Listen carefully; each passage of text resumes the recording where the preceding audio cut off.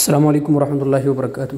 دوستو آپ سب کو ایک بار پھر میرے چینل پر خوش آمدید کہتا ہوں۔ دوستو اس وقت آپ چونکہ میرے اسکرین پر یہ خبر دیکھ رہے ہیں کہ تم تعلیق دخول غیر سعودین للمملکہ، سعودی عرب نے عمرہ زائرین سیاحتی ویزے پر آنے والے تمام لوگوں پر پابندی لگایا ہے۔ اس کا وجہ کیا ہے دوستو؟ اس کا وجہ یہ ہے کہ کورونا وائرس اس وقت پھیل رہا ہے پوری دنیا میں، تو یہ پابندی عارضی ہے، نہ کہ یہ بہت زیادہ وقت کے لیے ہوگا۔